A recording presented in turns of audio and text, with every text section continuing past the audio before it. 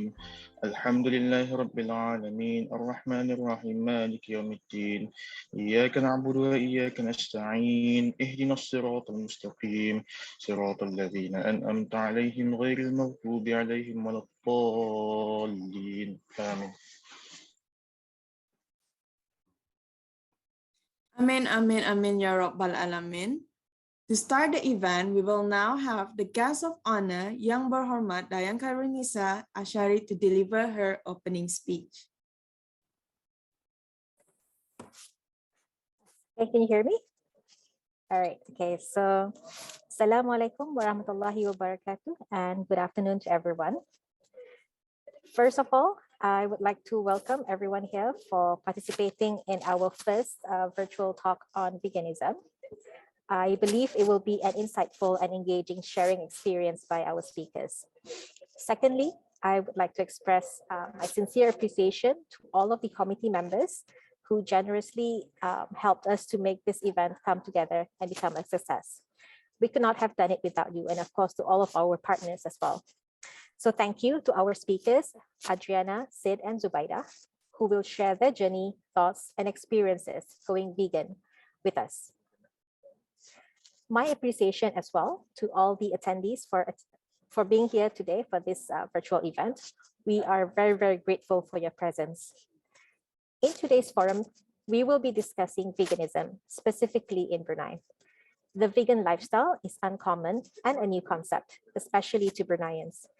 As we all know, Brunei's population is primarily made up of non-vegans, whose diets typically consist of animal-based products high in cholesterol. The heavy consumption of high cholesterol food may be one of the many factors contributing to the country's health problems, including obesity and other cardiovascular diseases. Adopting a vegan lifestyle can be one of the many ways to avoid these health issues. This little-known way of living has proven to keep its followers healthy and cause a positive impact on the environment. In aiming to promote and spread awareness of the vegan lifestyle, this virtual forum will feature various speakers from diverse backgrounds. They will discuss their perspectives on veganism in Brunei, ranging from their reason for why they have adopted the vegan lifestyle and how it has impacted their lives. We hope to spread awareness and share knowledge on veganism from this virtual forum through our invited speakers.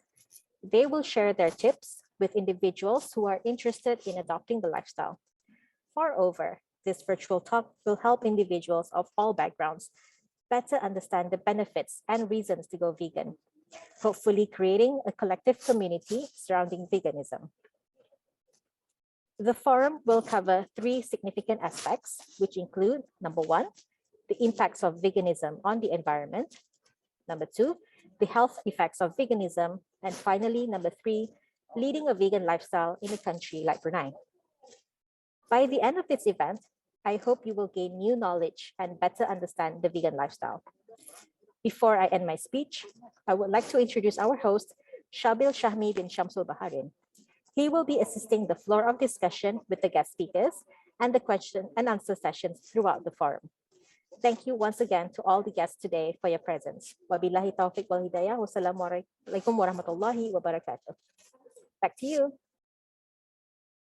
Waalaikumsalam, Yang Berhormat. Thank you so much for your welcoming speech. Before we start, can I have everyone to turn on their cameras for a group photo?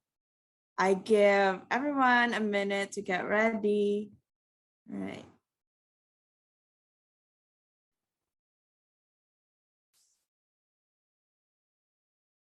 All right, is everyone ready?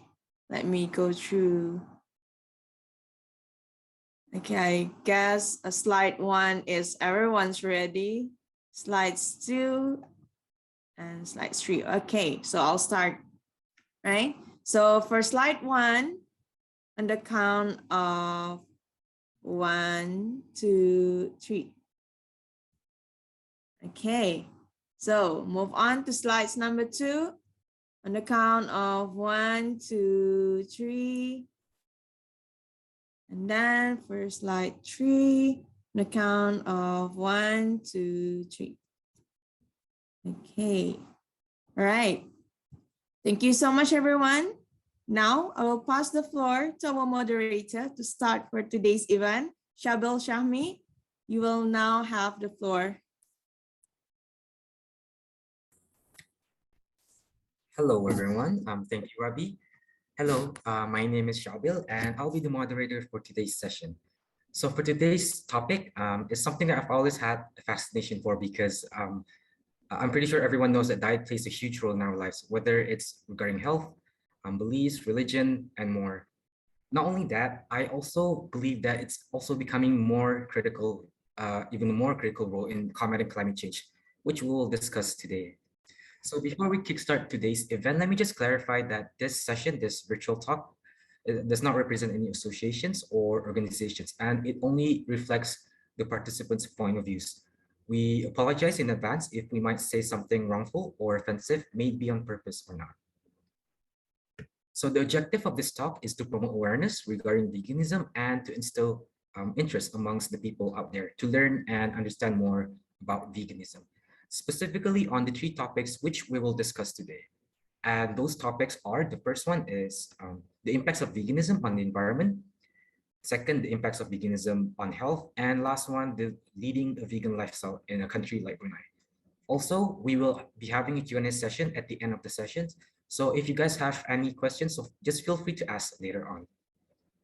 Now, without further ado, let us move on to the introduction of our speakers. So we have three wonderful speakers today, and I'm genuinely so excited to hear what their thoughts and experience are going to be like later. So for the first speaker, and I would like to invite the first and I think the youngest amongst the speaker we have today. Hello, let's give a warm welcome to Nur Adriana. Hello, Adriana. Hi, Hello, how are you? So I'm introduce yourself. my name is Adriana. I just turned 20 and I'm currently in Brisbane continuing my studies. I've been vegan for about two to 3 years now. I see. So you're, what are you studying again right now? What's your major? I'm studying international studies. I'm on my first year. I see. That's interesting. Okay, thank you, Adriana. Now let's move on to our next speaker. So for our next speaker, we have Siti Zubaida, which is an advocate for green living, and she's currently a master's student in UBD. Hello, Zubaida. Assalamualaikum warahmatullahi wabarakatuh. Hi everyone, I'm Zubaida. I've been an advocate for green living for most of my life. I've been doing the 3 R's. It's basically my lifestyle, veganism, but I've only become a vegan about 2.5 years ago. So yeah, I'm here now. I'm currently a master's student in UBD doing master's in counseling. So yeah. And I actually wrote an article last year about surviving a herbivorous life in Brunei for In Fair magazine. So there's so much to talk about that later. That's it. All right, thank you, Zubaida. I'm pretty sure everyone's here excited to see what you have to say. You write a forum for the magazine. That's very interesting, impressive. Okay, for our last speaker, okay, let's welcome Sid. Hello, Sid. How you doing? You know the drill. Tell them a little bit of yourself, and yeah, the panel's all yours. Yeah, hello everyone. First of all, can you guys hear me? Clear? Yes. Okay.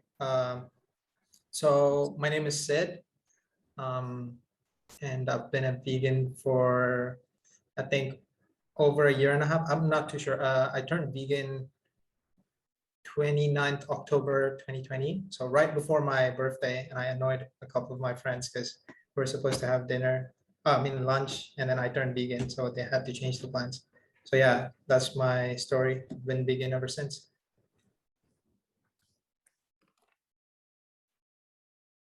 Okay, thank you, Sid. Now that we have introduced all of our speakers, let's move on to the main event of today's talk. Well, let's move on to the sharing session. Let me just start off with an introduction of the topic to give everyone an idea and to grasp on the things that we will be discussing today. So first things first. What is veganism? Well, according to my good friend Google, veganism is the practice of abstaining from the use of animal products, particularly in diet, and also an associated philosophy that rejects the commodity status of animals. It's also when an individual who follows the diet or philosophy is known as a vegan. Distinctions may be made between several categories of veganism. Did you know that according to the Lifestyle magazine, there are approximately 79 million pure vegans around the world? And this number will definitely not stop there as the world transitions by global movements. We can definitely expect more people becoming vegan in the coming decades. Similarly, Google search for veganism has seen an increase of 580% over the last years. So this term, the term of veganism, has received at the end of 2019 almost 5 times more interest than the vegetarian and cruelty-free searches combined. I'm sure if one of us were to spend time in the supermarket, it's really hard to miss all those green products and vegan-friendly products. Yeah, I mean, we might even consume these products without even knowing it. Even on social media, we can see a lot of like influencers and even the average person like me advocating for veganism and sharing this unique way of life. I myself would say I am an enthusiast when it comes to food, so I always try to indulge in a variety of cuisines, especially when I'm outside of Brunei when I'm traveling. So I'm very definitely intrigued by this topic.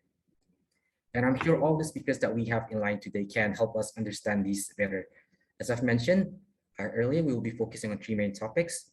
Since we here at Green Brunei is an NGO based on environmental issues, so the first topic we will talk about is very relatable to what we were doing.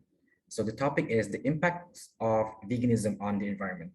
So I would like to invite Zubaida first to share her thoughts on this topic. Whenever you're ready, Zubaida, the panel is all yours. Okay,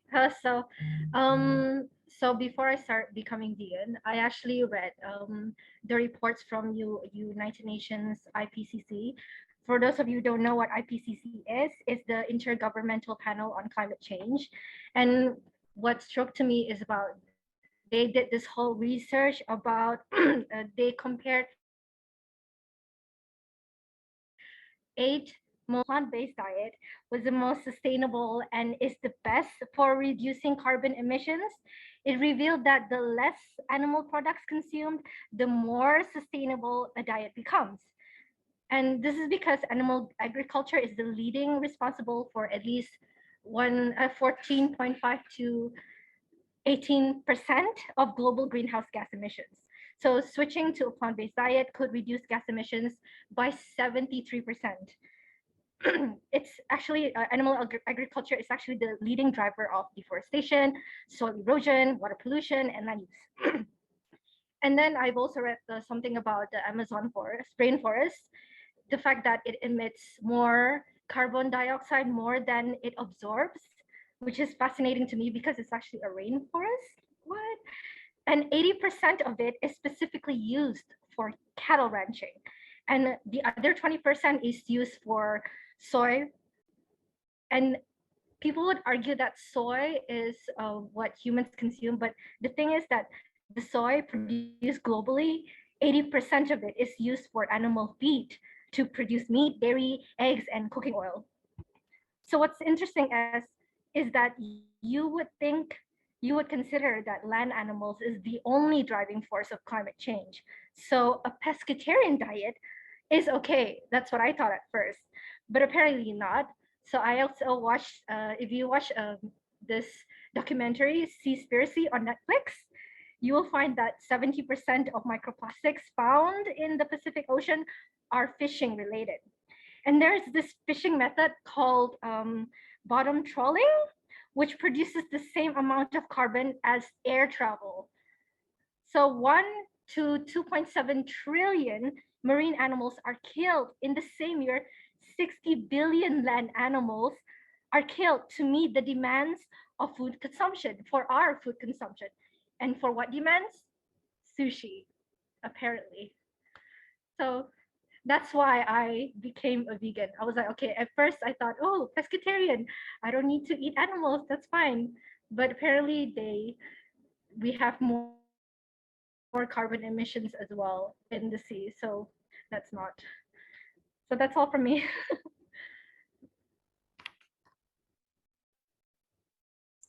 Okay, thank you, Zubaida. Those were as well actually in the sea. So that's not. Those were very interesting points. I'm sure a lot of people heard, like, I honestly so shocked that she mentioned that the Amazon forest, which is one of the biggest rainforests in the world. I think it's the biggest or one that I'm not really sure. Actually, release more carbon dioxide more than it absorbs. And I'm honestly shocked because I thought because it's one of the biggest rainforests, it should be like theoretically should be absorbing more carbon dioxide instead of like releasing it. So those are very interesting points. Thank you for that. And I find you such a you're very what do you call it, so passionate about environmentalism. So I really like that. You seem to like you know a lot of things like this, which I honestly have no idea what's going on. Like for example, you mentioned 80% of the soy are used to feed animals. That's a big number. And yeah, and I honestly believe that animal consumption is one of the biggest, if not the biggest contributor to climate change. And I'm so thankful for your insights on that. And okay, I think that's all for me. And yeah, okay, I think let's move on to the next speaker.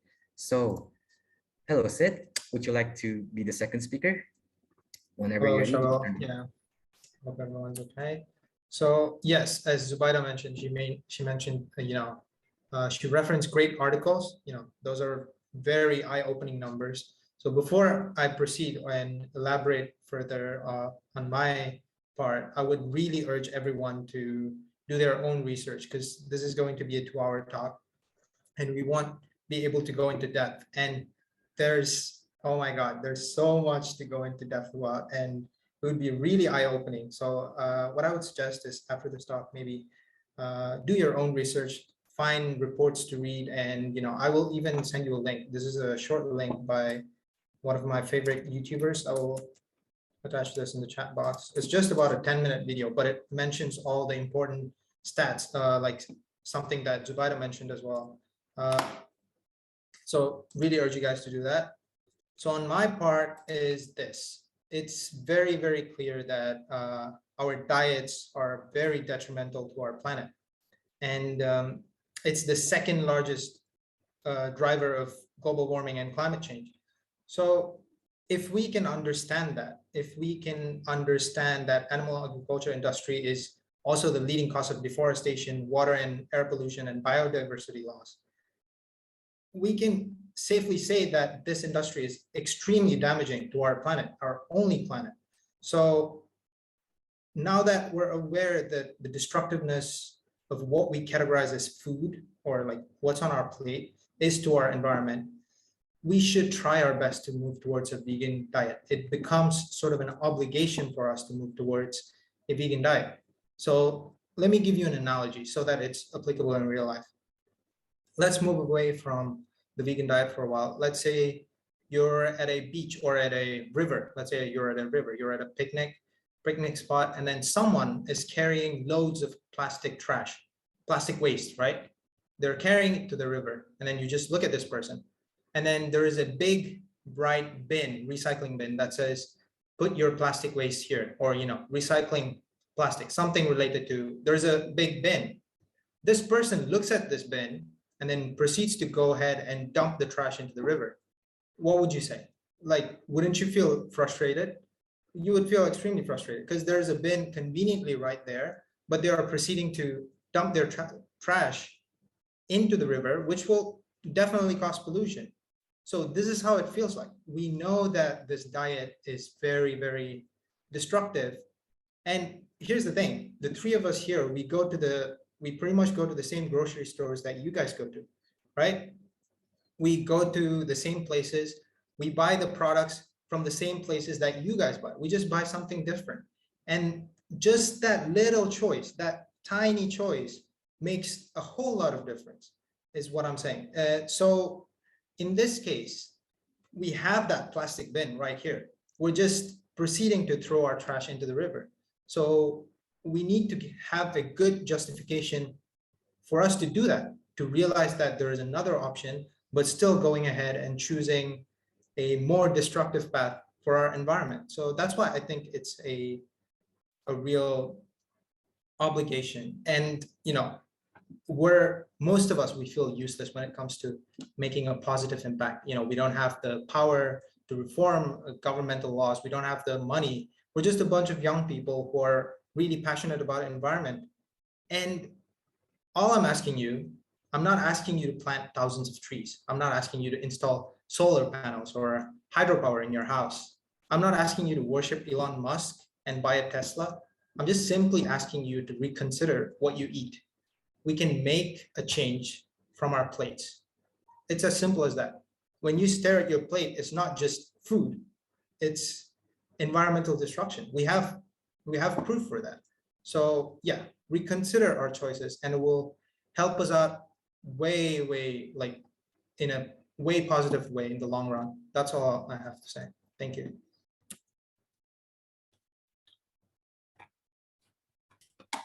All right, thank you, Sid. Those are very powerful words from one of our panelists, Sid. And I honestly agree with what Sid mentioned, because I like how you use the analogies, like when like the bin is literally right next to the river and people still continue to throw rubbish into the river, which is not really a great thing.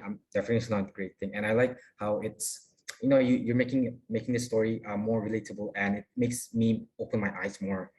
And I'm sure a lot of us are feeling the same thing. And I'm also like, yeah, you mentioned like us young people, what can we do? And I just want to add on, I think it's like we're not governments, we don't have money or anything.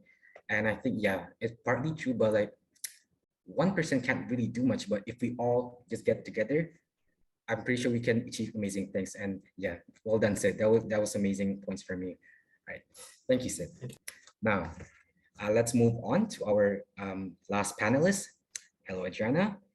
Would you like to add on, or do you have any more points that you would like to share? The panel is all yours. Thank you. Definitely, those are really good points. Before I went vegan, I also like watched documentaries on Netflix, obviously, and it somehow the food industry, how it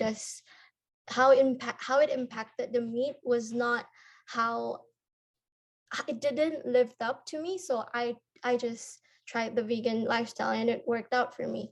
And there is also a vegan calculator that you can check it out, and you can see it just shows you how many trees you have saved for the amount of times you've been vegan. It's just the little things that matters more. Nobody's forcing you to go vegan. I'd say that because it is still a new thing in Brunei, and it's quite, I wouldn't say it's quite difficult to find the resources for the food that is available in Brunei. You can just make what's available for you and just see how it would work out for you. And again, I do not know how the meat is treated in Brunei, and you just don't know what it does to the food. What do they do to the meat that they've been cutting out, rather than the plant-based diets that they've been showing, where you yourself could organize the food that you'd make, I'd say.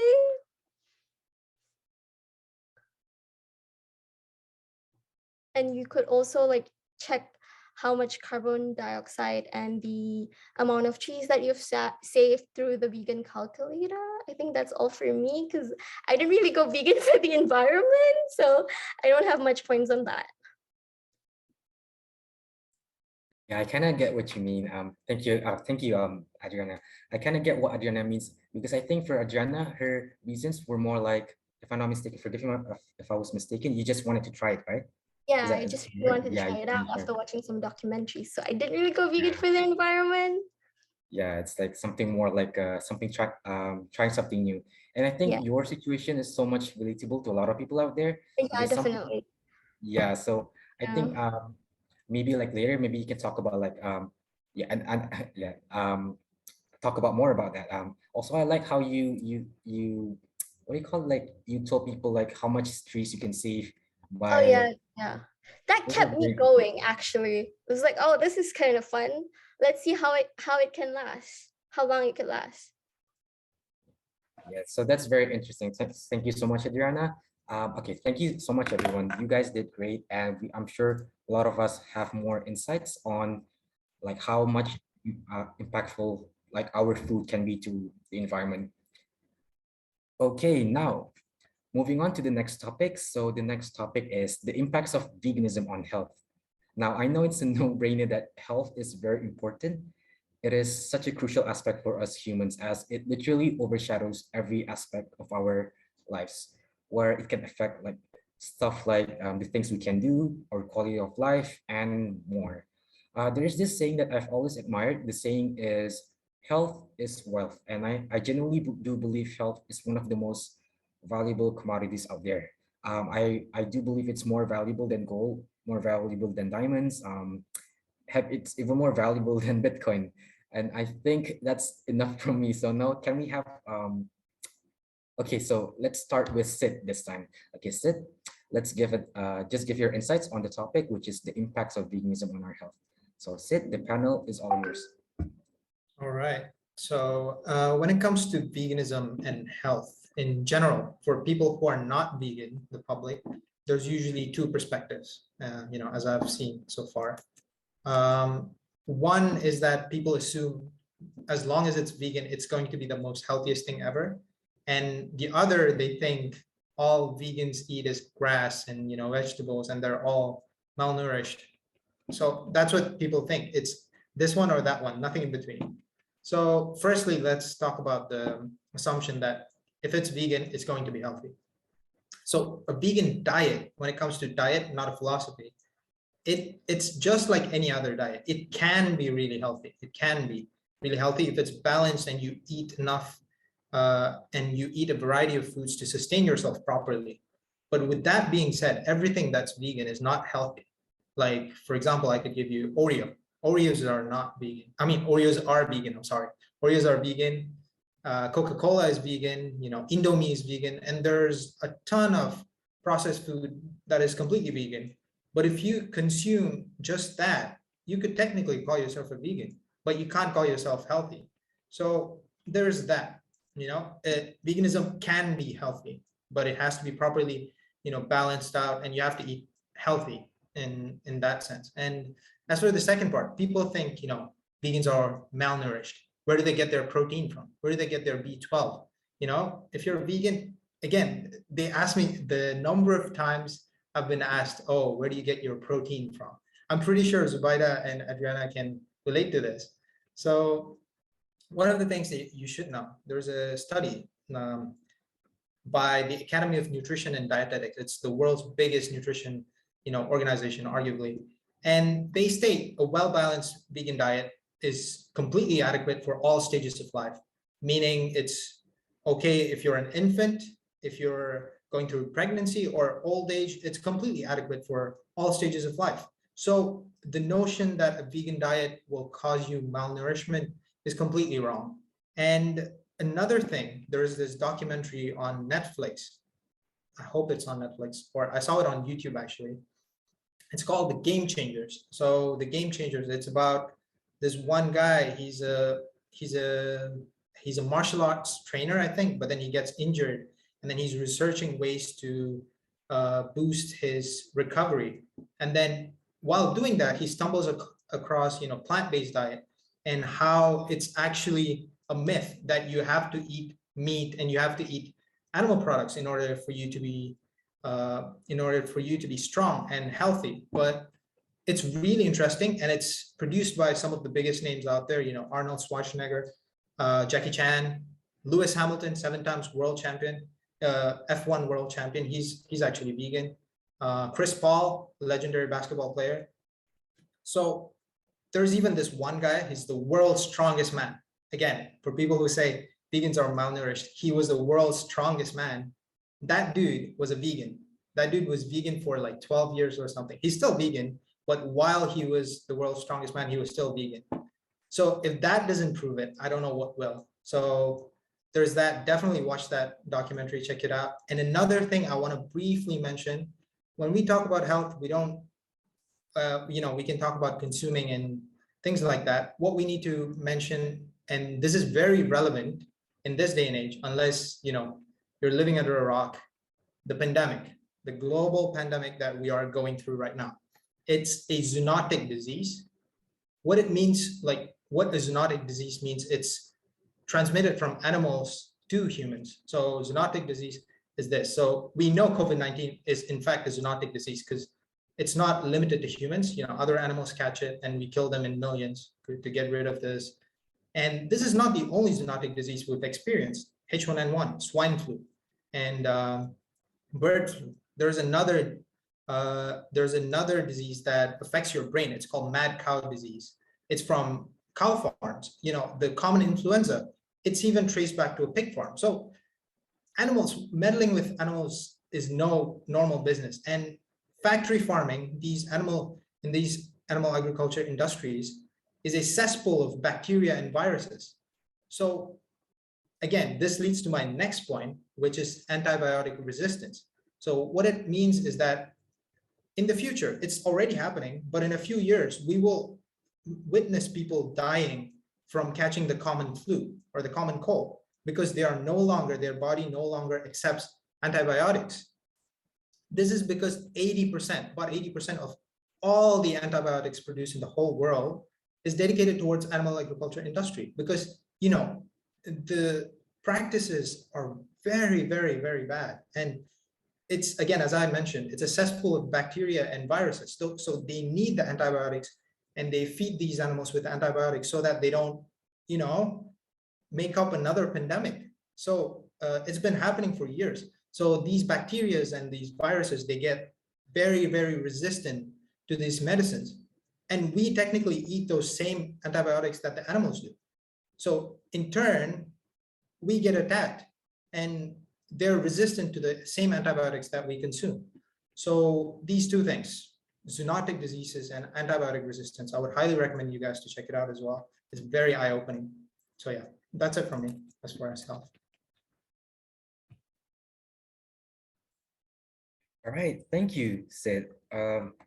Yeah, those were very eye-opening for me, and I'm sure to a lot of people out there. I also see that you're mentioning a lot of like misconceptions about veganism, and I think I'm one of those people. Like I always like have misunderstanding about veganism because I enjoy working out, and sometimes people like would say, I just stay away from vegan diet, just stay away from it's gonna make you weak, it's gonna make you malnourished and stuff like that. And you also mentioned a lot of these like athletes, weightlifters and celebrities, they're all vegan and they're all like optimum world-class athletes. And that proves the point that veganism, I don't think it's the problem. It doesn't affect people's what you call it, physical abilities, and it can be really healthy at the same time. And yeah, that's very interesting for me to hear, and I'm sure to a lot of people out there.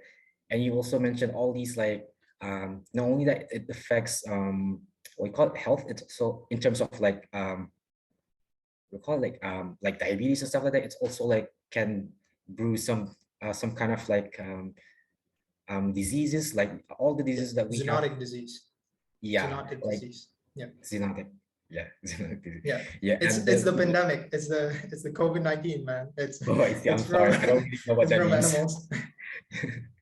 I see. Yeah. So those are very eye-opening, and yeah, thank you for those insights, Sid. I think that was wonderful.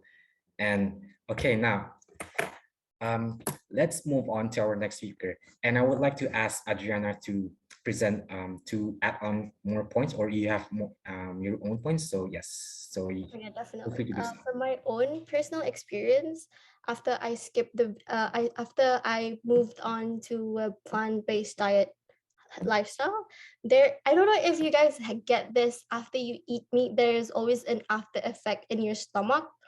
Yeah, I don't get those anymore after I switched to a vegan lifestyle. And also the where's your protein question is so dreadful.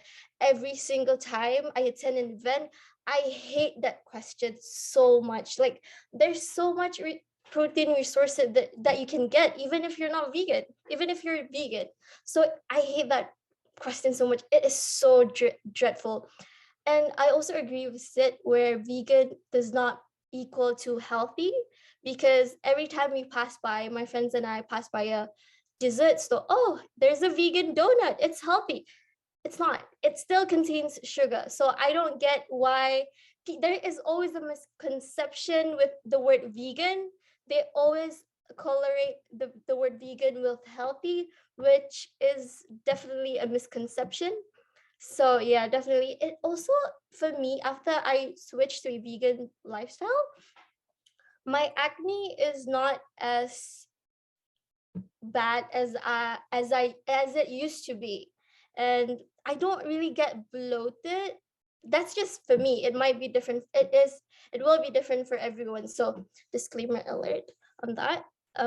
Yeah, so definitely it doesn't mean that you're vegan, you are healthy. That is such a misconception, which I definitely do not agree with. It is also a misconception that people always have that a vegan lifestyle is a boring lifestyle. People always think that I eat salad. I hate salad.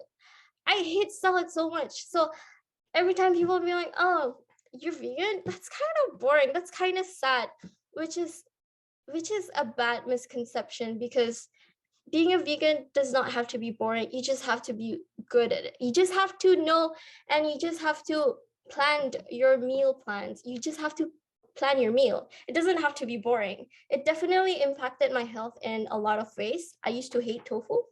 I love tofu now, but it's really expensive here, so that sucks.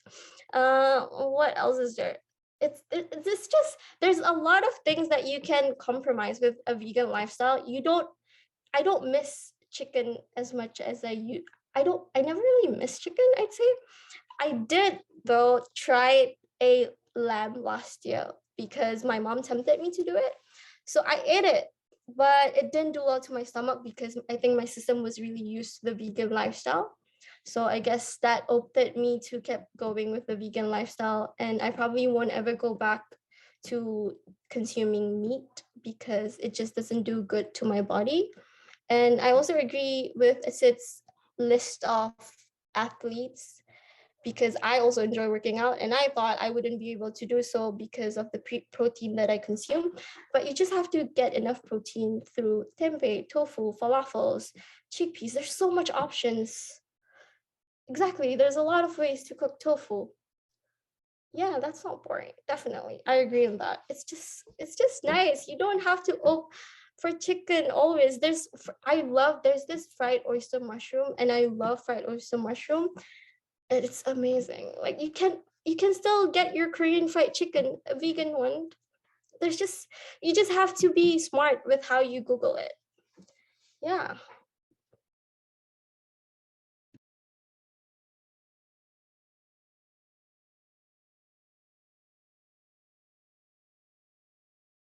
I think you're muted. You're still muted. Yeah. Sorry about that, everyone. Okay. Okay, thank you, Adriana. So yeah, like I kind of feel the same way, because like when you said when people ask you like, oh, like vegan diet's healthy, like sometimes it's not, because Yeah. I myself run a business, and sometimes I make food. Sometimes people my customers, they request they want like a vegan pasta, and it's like, oh, it's healthy, but it's actually not, because I put a lot of like cheese and a lot of like olive Yeah. oil and stuff like that. It's still not healthy. And I think it's because like some people think they just want to jump on the bandwagon, especially businesses. Oh, we have vegan donuts. Oh, like it's healthy. I think they just want to make money, and like clouds people's judgments. What we like, it's called green myth, isn't it? Green myth, or is that something else? I don't know. And yeah, and I actually do feel, and you mentioned like you sometimes when you eat meat too much, especially Yeah. after barbecue or something, you Yeah, feel a little definitely. bit sick, right? And Yeah, you feel the a bit after sick. effect in your stomach, it just doesn't Yeah, do you any justice. yeah. And I actually feel that sometimes, because I mean, not to disrespect, I love meat. Sometimes I eat too much of it, and sometimes after like a barbecue, I would eat a lot, and I would feel something Yeah. like something sick. And yeah, that was very relatable to me. And yeah, I think that is all for me. Thank you, Adriana. You give some really good insights on that. Okay, so now let's move on to our last speaker. So yes, Zubaida, do you have anything to add on, or do you have any more points that you want to share? Yeah, I have from my experience, I have a lot actually. But just to make it short, okay. So just a background, short background story. I was also a performer. So back in 2019, I was the lead in a musical called Mystery of the Opera. And I had no understudy. And one of the most important part of the role is for me to consistently reach a high C note. It's a bird whistle sound for 2 consecutive nights and a matinee show. So I had to do a whole vocal diet consisting of nothing fried, all vegetables, no meat, no dairy. And giving up meat wasn't so much of a big deal for me because I was more of an egg maniac. I eat eggs a lot. So basically an ovo vegetarian diet. So after the show, I decided to eat whatever I want as a reward. Like I ate a lot of cheese, I ate a lot of meat and chicken and stuff like that. And then the next day I had a lot of rashes all over my body. So I went to the doctor and discovered that I have gained sort of an allergy towards the food that I used to eat, i.e. all things meat and dairy and eggs. And the high consumption of eggs actually increases the allergies. So I had to become vegan. Since then, I've never been better, healthier, more energetic, My mind is clearer. Bonus saves animals and environment. And also, just like Adriana mentioned, my skin is a lot better. I don't have acne anymore. And also, one of the things I wanted to touch on, apart from that, is that with a vegan diet, it's also a really good way for you to lose weight, help you lose weight, actually. I remember when I first started becoming vegan, in that 2 whole weeks, I started feeling lighter and I didn't know why. So I checked my weight and I discovered that I lost 12 kgs, 12 kilograms in a span of 2 weeks. I didn't even exercise. I just ate clean and let Mother Nature took care of the rest. Also, before I was vegan, I had an excessive bleeding disorder. Basically, I didn't have enough blood clotting proteins to help me heal from a major injury of what a normal person would normally have. What an average person would bleed for 15 minutes, I would bleed for 4 to 6 hours nonstop. There's a lot of blood loss. So that I am ineligible to donate blood as my hemoglobin count is less than an average person, which is 12.5 to 4.5. My hemoglobin count that time, it was just 8. So I was really anemic. Now it has increased to 10.8. Still needs a long way to go. Still have a long way to go, but I'm getting there. I just need to put in more bananas into my diet, which is a rich source of iron, as my dietitian would suggest. And back then, I also had high cholesterol. And what my dietitian told me was that cholesterol can only be found in animal products. So cholesterol is a type of lipid like fats, but it can't be exercised off. You can't sweat it out, and you can't burn it for energy. That's why it is actually a major cause of heart disease and stroke.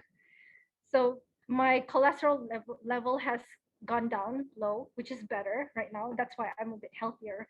So I'm grateful for that. And again, just like Adriana and Sid mentioned, a lot of people do a lot of say a lot of misconceptions on how a vegan diet is always healthy, but it's actually not.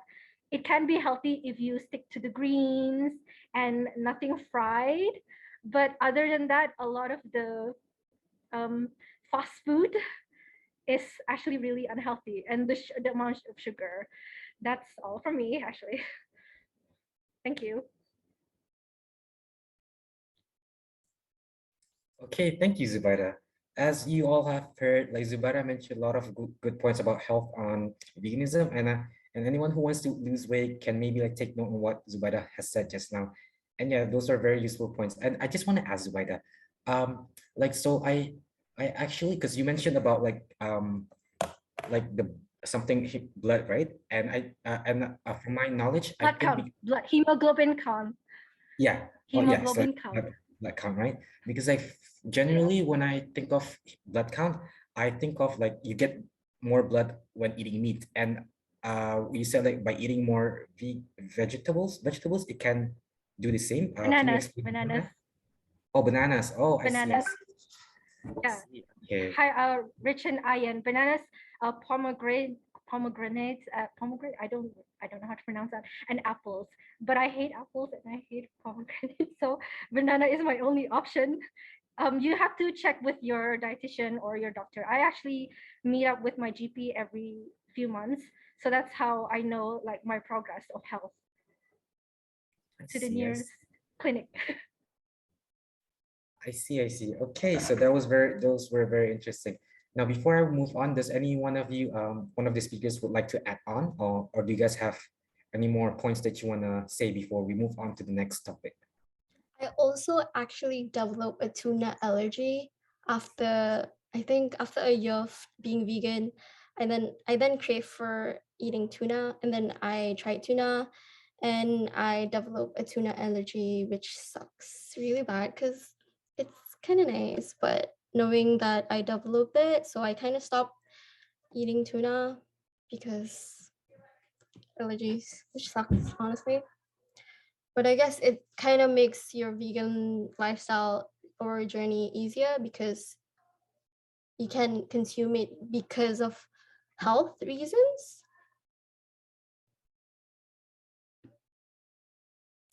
I see. I think you're so perfect for this. It goes so well with you with this veganism diet, and because like you mentioned, you have like allergies to what do you call it, tuna, and you also like Yeah, you feel like a bit sick when you eat meat, and I think yeah, it's yeah, veganism is so perfect for you. Yeah, and I'm glad that you found your perfect way of life, which is eating vegetables, and that I think that's something so wonderful. Okay, now anyone else? Would you like to add on? Do you have any more points before we move on?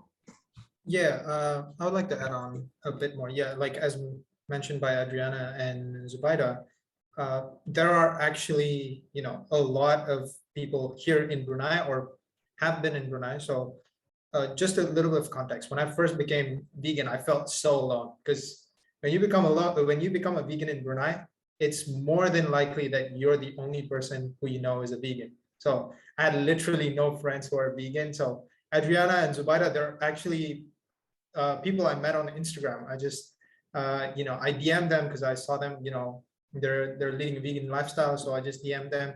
I'm very new to it and they're a bit experienced. So I asked them some questions. So that's how I get to know them. And there are actually quite a few people here in Brunei or, have been in Brunei. There's someone I met. She's actually currently in Jordan, but she stopped eating meat and then she became a vegan because she saw a documentary or something how there's really high mercury content in fish, high mercury content. That's the justification she has for becoming vegan. Oh, okay, do we answer the questions now or like towards the end of the session, by the way, because there are a couple of Oh, no, questions in the chat box. so we're gonna keep the questions for now. We're gonna go back to them at the All end right. of the session, which is yeah. All right. Thank you. Yeah, just that. And another thing about cholesterol, Zubaida mentioned it as well. Cholesterol is, you cannot find cholesterol in plant-based products at all. Plants don't produce cholesterol.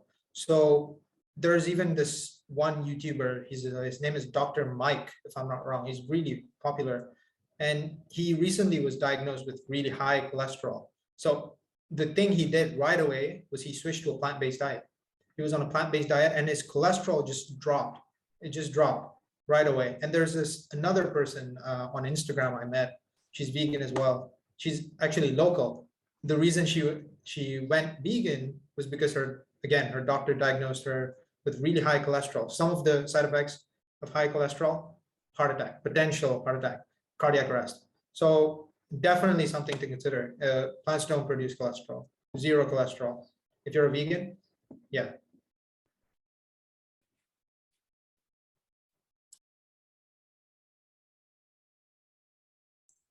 Okay, thank you everyone. So I'm assuming if none of you have any more points to add on, I think we should move on to the next to the last topic for today. So let's move on to our last topic of today, which is okay. Those are very interesting points, guys, by the way. So now moving on to the last topic, which I'm sure all of us are so very curious about. So the topic is, what is it like leading a vegan lifestyle here in a country like Brunei? As we all know, we Bruneians, we love to eat, and our culture are so entwined to meat consumption. And I'm sure some of us here, including me, definitely me, would find a plant-based diet such an alien concept for us. And we would like to hear what you guys have, your thoughts and your points on this. And I would like to ask, let's see, Zubaida again. Okay, Zubaida, can you give us some insight on this? Thank you.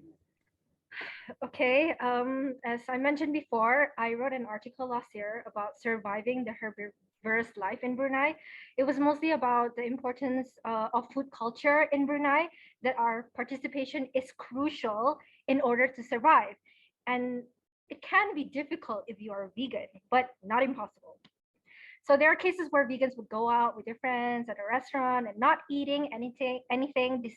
Or in desperate cases, they would just order French fries at McDonald's, or just so that they won't miss out.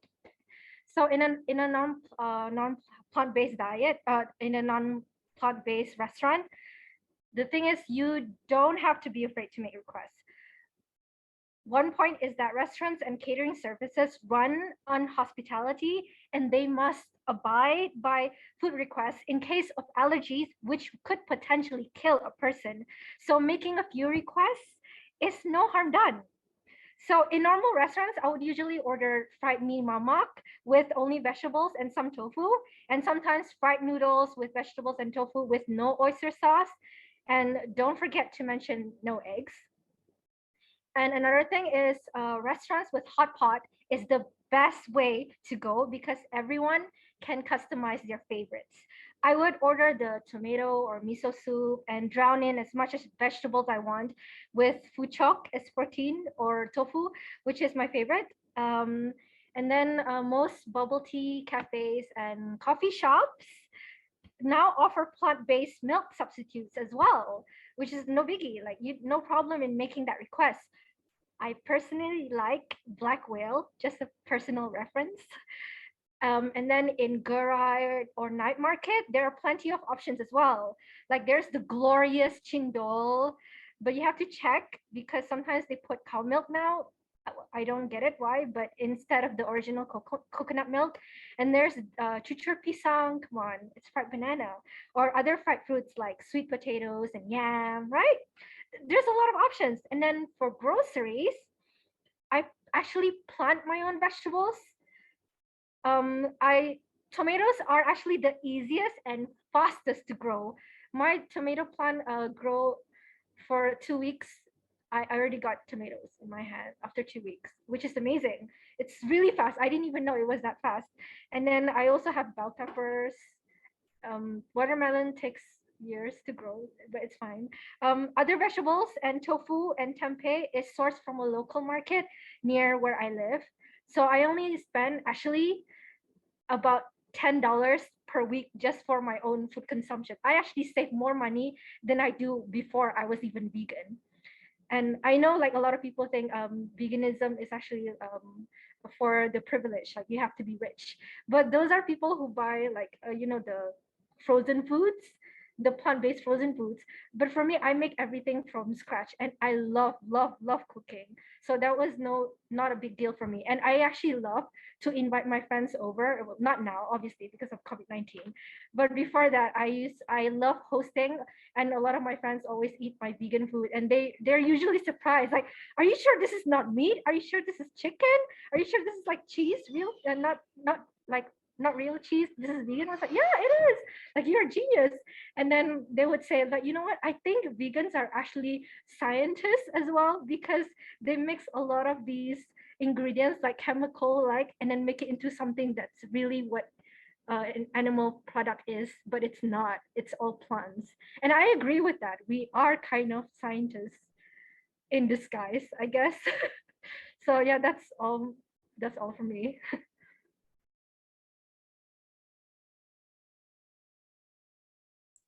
Okay. Okay, Zubaida, those were very interesting. I'm really very intrigued about, you mentioned about your garden and you mentioned about your article. I just want to ask, your article, is there any way for us to access it? Do you have like a or something? I do have a digital version of it. If you want it, I can just share.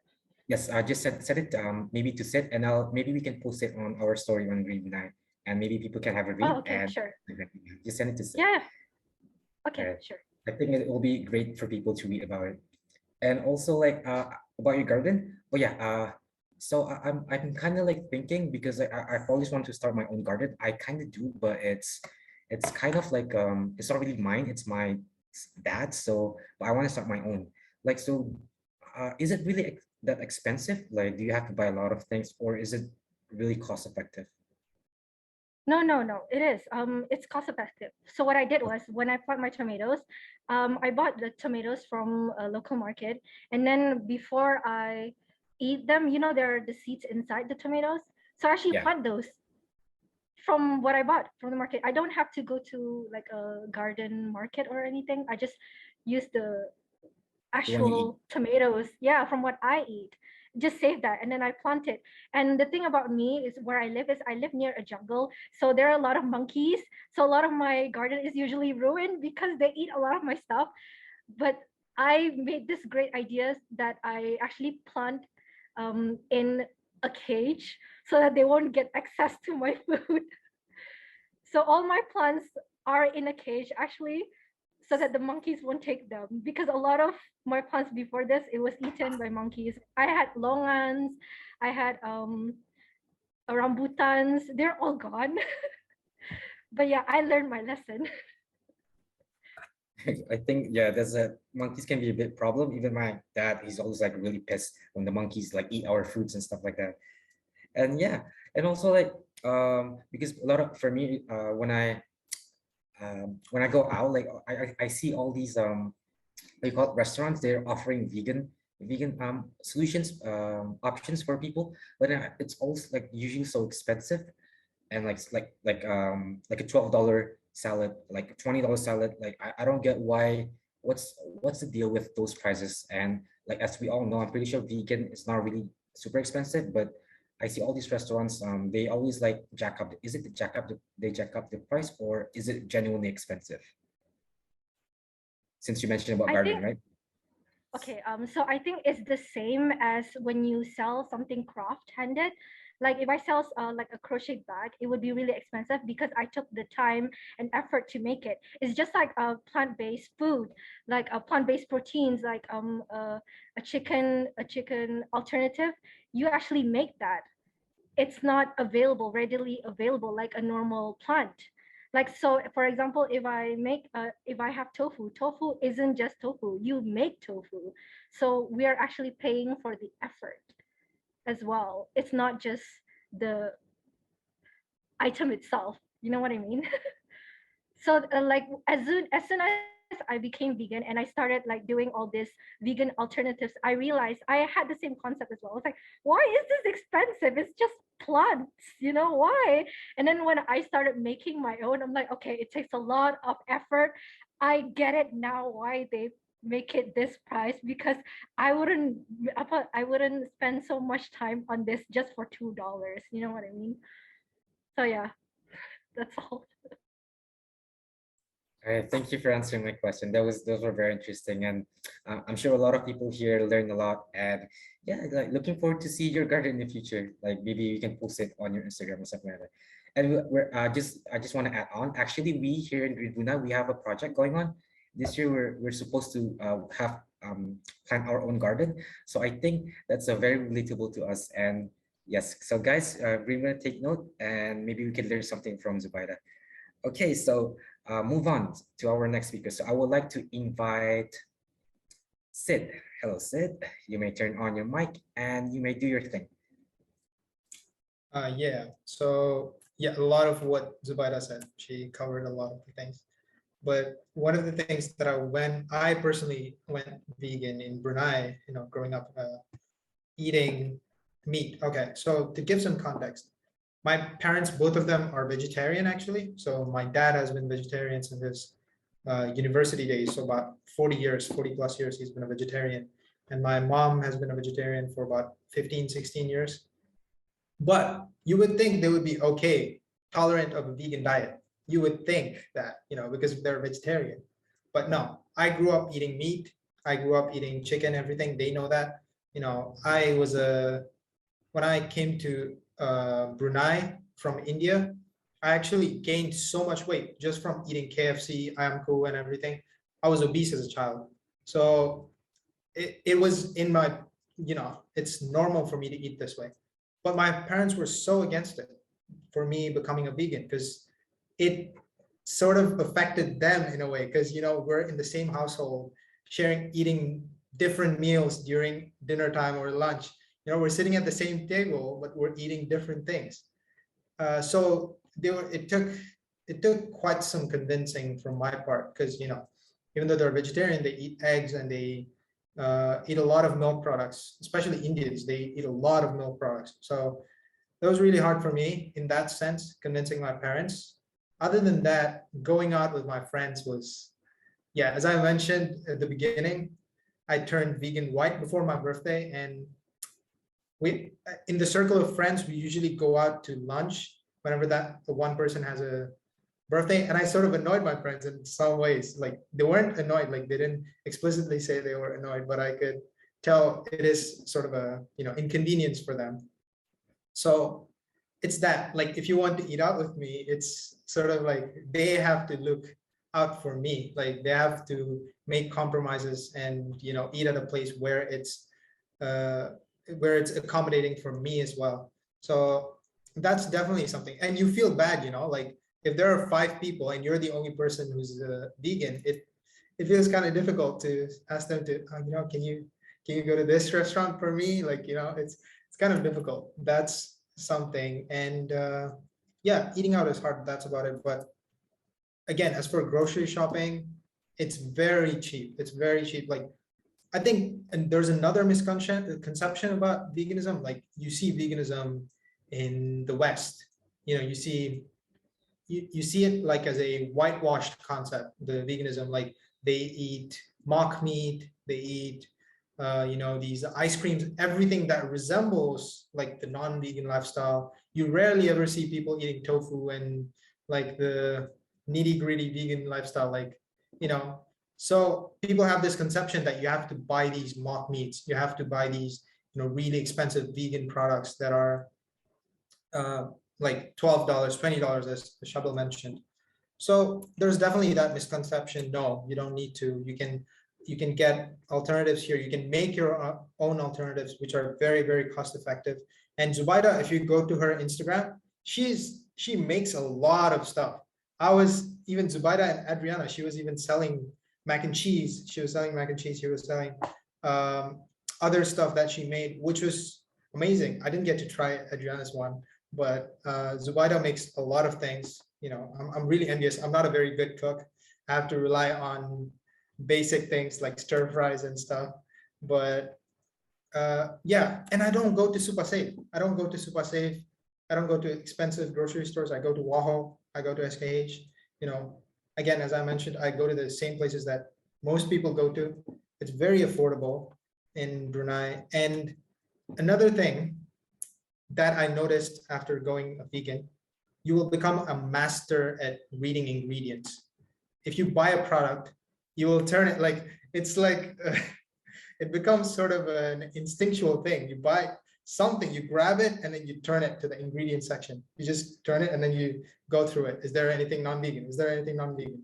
So these are little things that you experience as a vegan. So if anyone is deciding on leading a vegan lifestyle, it's really, really important to, you know, meet someone or, you know, reach out to someone and ask them. Like, most vegans are very, very welcoming when they see someone else, you know, going through the same suffering that they went through when they began this lifestyle. So if you want to really, you know, lead a vegan lifestyle and you're interested, it's really helpful to reach out to other vegans in Brunei. Like, there are quite a few vegans, and, you know, ask them where I can find vegan products, where I can, you know, what are the things I can do.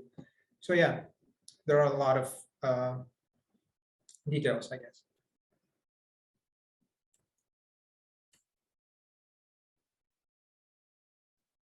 That's it, Shabo. That's it for me. All right, thank you, Sid. I just wanna, so this is not really related to what we're talking about today, but actually, like, since I'm actually planning to have what do you call it, like a vegan day, because I'm opening a cafe later this year, and I was planning to have like a pop-up day, which is I'm planning to have it on 1st of November, which is World Vegan Day. And I was wondering if any of you guys know anyone in Brunei who has like who's really into vegan food, and maybe we can like work something out. I know this is so unrelated to what we're doing right now. Yeah. And I'm pretty sure like Sid, he showed me a lot of these people who are vegan and they make a lot of food, and Adriana as well, and Zubada mentioned that, and I think they will be great, and it's a great way to raise awareness. And yeah, unrelated, but okay. All right, thank you, Sid. Now, let's move on to our last speaker for the topic, which is Adriana. Hello, Adriana. Whenever you're ready, you may turn on your mic. Right, as they say, like the vegan lifestyle is not as expensive as you think it is. My experience is that I did it expensively because I just went vegan unelaboratively because I just decided to go vegan and I had nothing to eat. I had no plan. So the key is to plan your meals.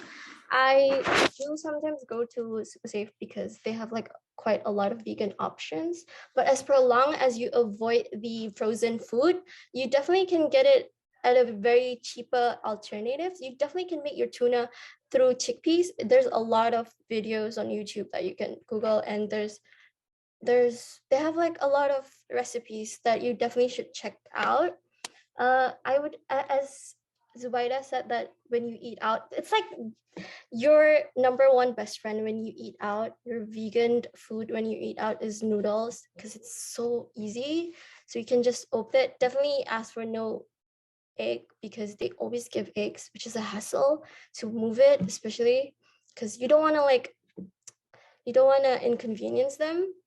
And I don't, but I'd say I'm in Brisbane right now, so the price here for a vegan meal is the same price for a non-vegan meal. So it's considered cheap to become vegan here, and there's a lot of cheaper alternatives. So if you're a vegan here, it's so much easier to be vegan because you don't know I think it's cheaper, it's easier to become a vegan when you're in Western countries because you don't know if the meat is halal. And my friend's not a vegan, but she has this misconception of vegan food being boring. She thinks I eat salad, and I said, have you seen me eating salad? I've never eaten salad here yet because I hate salad. I really do. And then she had this event, I think, and she tried vegan pizza, and she was like, it was really good. And I was like, it's vegan pizza. What do you expect? It's pizza. Vegan food doesn't have to be boring in any way possible. Even in Brunei, you can definitely make your pizza from scratch. It's really easy. Yeah, the vegan food in Asia is definitely creative. Spices, definitely. It's just your number one best friend when you become vegan is spices. You just have to add a lot of spice for it to become flavorful. Tofu, tempeh. There's just a lot of, you can just opt it. You can definitely make fried oyster mushroom. It tastes the same to me.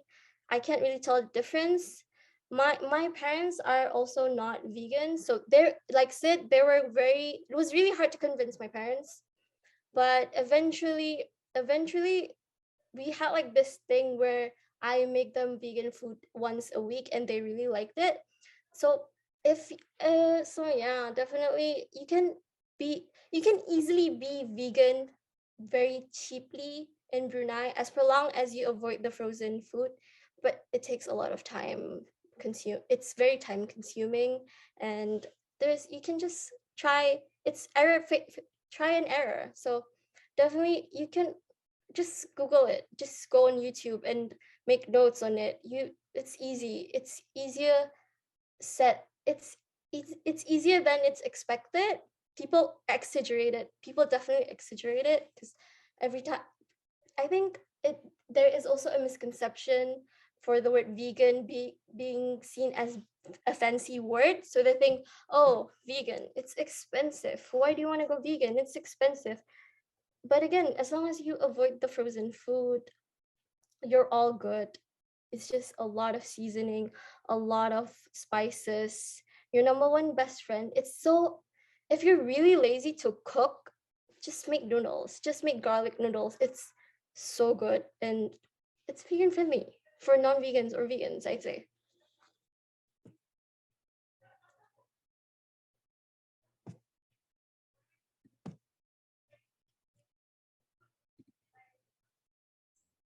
Okay, thank you, Adriana. Those were very interesting. I totally agree. Like I always see a lot of like vegan food, and I'm actually they're not really boring. They're actually really interesting. Like all these colors, like the creativities, Okay. like they make like plants and taste like meat. I was like, what? Like, and We how? were And then always it really surprised tasted when like they meat. found out it's vegan. So Yeah, and then they didn't even realize this is actually vegan.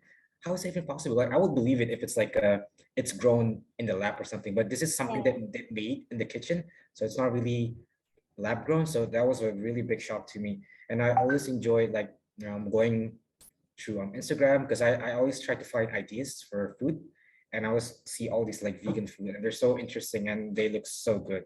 And yeah, thank you for that. But I just want to ask wait, what was I gonna ask? Oh yeah, for since you're in Brisbane, right? Yeah. So so it's like cheaper there, but how Yeah. It's cheaper like here. cheaper here? It's Really? cheaper in Brisbane. Yeah. Cheaper than Brunei, or Cheaper it's than Brunei, I would say, because Australia produces a lot of vegan alternatives, so it's really yeah. cheap. The frozen food is really cheap. It's like $4 to $5 here. If it's in Brunei, it'd be like 8 to 10. The Yeah, sausages is like $5, so it's actually really cheap. I was really surprised.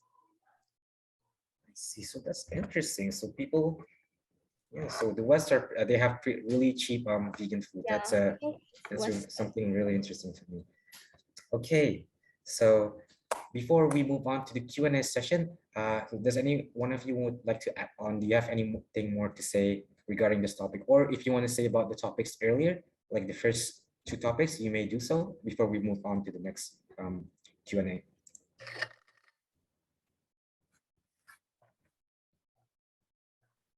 Yeah, Thanks, Ed. just to add on to Zubaida and Adriana's points, and the things that we're saying, if you're a vegan, you would personally relate to it, like on a different level, because it feels like an inside joke, when I say, where do you get your protein from? Adriana knows what I'm talking about, Zubaida knows what they're talking about. These are the struggles we go through as a group. So again, just want to emphasize what I said before. Being vegan is not about being perfect. It's definitely not about being perfect. Like you don't have to put this burden on yourself that it's a rigid thing. Even now, I've been vegan for more than a year. If I go past a KFC or a Jollibee, I smell the fried chicken. I subconsciously salivate. Like I don't. I've been eating it for so long, so it's not. But at the same time, you have to understand. You have to understand why you're a vegan so that it helps you in these circumstances. And you have to have your sources, like local sources. You have to when you're trying this vegan lifestyle, you have to have people to back you up. You have to have people that you can go to with your concerns to get answers. That's about it. Yeah. So don't try to do it alone. Like it's obviously very respectable if you do it alone and you succeed. But if you want to give this a shot, yeah, please reach out. There's always help around the corner. That's all I want to say.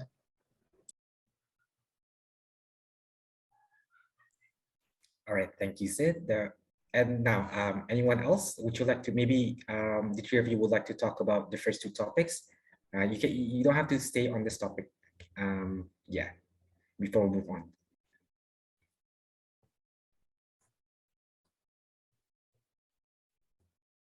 Everyone okay? So now that we are done with all the three topics today, now I think let's move on to the Q&A. And I would like to say before we move on, and I think we need to applaud these speakers. They gave really insightful points regarding like the veganism, about lifestyle, about health, and about the environment. And I think you guys did a really good job, and I really enjoyed your speech. And yeah, thank you. Now, for the Q&A.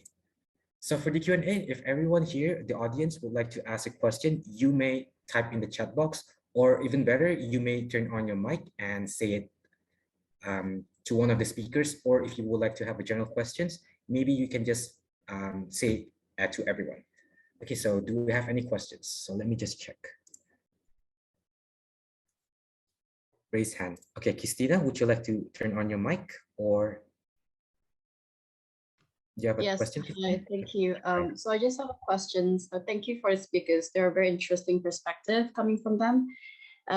But I have a questions about how do we justify, like especially like nowadays, where being a flexi vegan, if everyone is familiar with that term.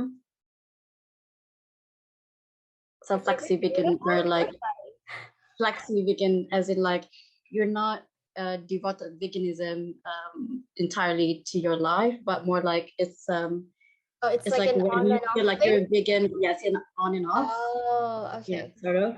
So do you think, okay, as you being vegan, I think you've have like lots of exposure now compared to myself.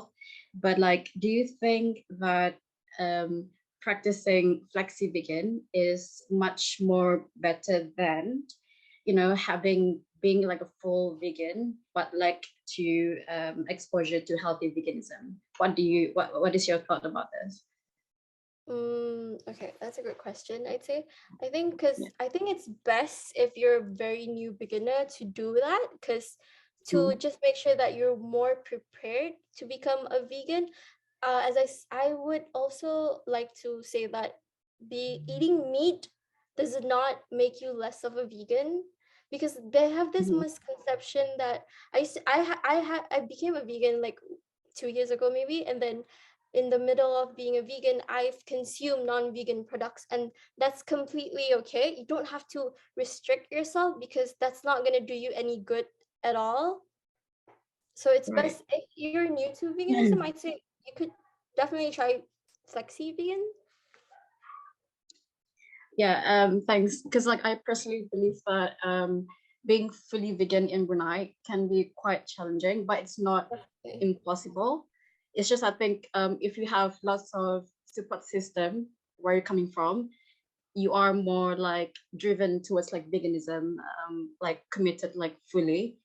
But then like in Brunei, especially like looking for the ingredients, people more likely to go for convenient rather than like just, oh, I want to make scratch, like for example, like vegan eggs, like we want to make that from scratch. But again, like if we have the access to such convenient products of how we're going to make that vegan egg, it's more likely people to just follow and stick to that routine, I would say. So yeah, just my opinion that I think it's more practical now that people practice flexi vegan, and nothing against like people who actually wants to commit to like lifelong veganism. And I think that's just pretty interesting to add that on. Yeah, that's all. But that's all from me. Say something? Yeah. Okay, so the whole flexi vegan thing, it's actually not a problem. I mean, that's actually good. You're trying something slowly, so it's fine. It's just like I think veganism is kind of like other issues as well, like racism, sexism, anything. You can't eradicate it entirely, right? You can't eradicate it entirely, but to do just one little thing is already enough, and it's good as well. So don't feel bad about it, but at least you're trying. The whole work of trying is actually good for me. It's like, when they say, what if you do something little by little, it will become bigger, and it will create a bigger impact than what you've done like immediately. So I think that's actually good for you. So yeah. Thank you. Just to add on to that, yes, I personally agree. Like if you're just starting out, and you have a good intention, it's definitely advisable for you to try a few things and before you move on to becoming a vegan. But I think one thing that needs to be emphasized though is that your final goal, you shouldn't try to just stop it there. You should try to eliminate as much as possible slowly, even though you do it slowly, but you should surely try to get there, because sometimes we might do the bare minimum, or we might do, like we might feel as if like we eat vegan one day a week, and then we feel, I've done enough. And then to compensate that, we eat meat all the 6 days, of the week. It's like to tell yourself to feel good, like, oh, I did something, and then you stop there. No, it's more about slowly progressing and moving yourself. I personally, like, as Shabel said in the beginning of the video, beginning of the introduction, he said there are different types of vegans. So I would highly recommend you to check them out. I'm personally an ethical vegan, so I became vegan for ethical reasons. And so for me, consuming things on the side, but with that being said, as Adriana mentioned, I have consumed accidentally consumed non-vegan products throughout my course of being a vegan. So it's not about being perfect, it's about doing the most you can. If I'm extremely hungry and I have no other food except non-vegan food, I'm going to eat it, and that will not make me a non-vegan, right? That will still make me a vegan. So I'm doing as much as possible. That's the whole perspective of veganism, to do as much as possible. But the final goal is to try to eliminate and try to make it a better, more vegan-friendly place for everyone. Yeah.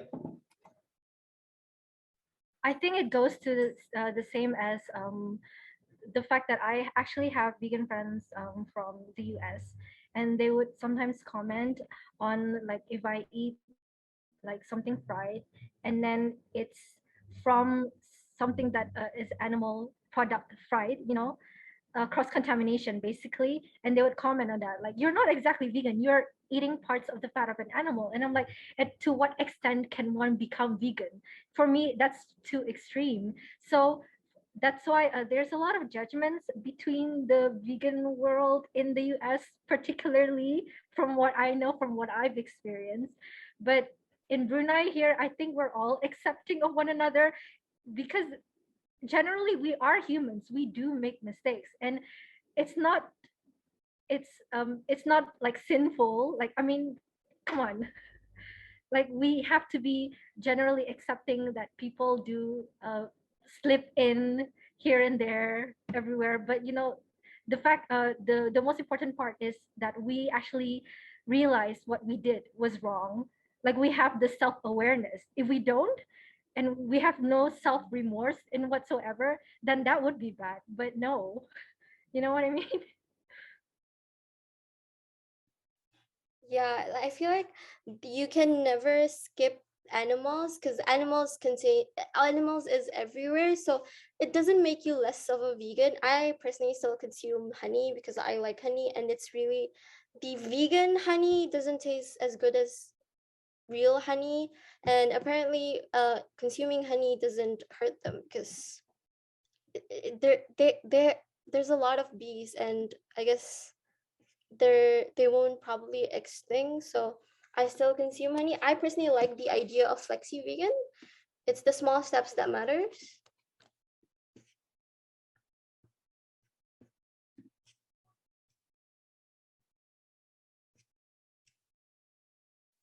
Okay, and is that all, Christina? Yes. Uh, Thank you for you. the question. Yeah, thank you Yeah. for the question, Christina. Okay, anyone else? Anyone else would like to ask? I think we do have a few questions. If no one's gonna raise their hand, I think the people. Okay, Albert. Okay, Albert, you may turn on your mic. Hello, can you hear me? Yes, we can. Go on, Albert. All right. Hi. I just have one question for all the panelists.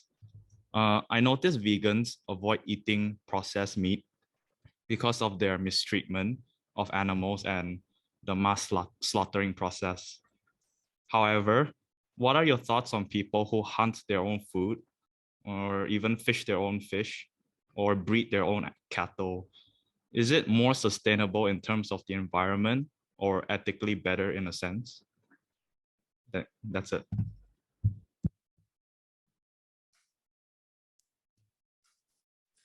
Can I answer this question? So, hey Albert, what's up? So Albert is actually my friend. So that's a really good question. It's one of those questions that comes up actually, like, when you talk about vegans and the ethics of being a vegan, people would say, oh, what about the people who hunt for a living? What about the tribes? They don't have food. What about the people in Alaska? the reality is you should look at yourself, not them. Like, okay, let me ask you the question. Where are you? Do you have access to a supermarket? Yes, you do. Do you have access to lots of vegetables? Do you have access to, you know, vegan alternatives, or do you have access to vegan products? You do. So what's stopping you from becoming a vegan? I never brought them into the equation. Vegans are not like, how do you say, they're not stupid or blind to think, you know, oh, everyone should go vegan. There are obviously people who can't go vegan because that's their entire lifestyle, and they don't, if without meat or without surviving on meat, they will die. But raising cattle, on the other hand, is a different story, is a whole different story, because you can grow your own crops.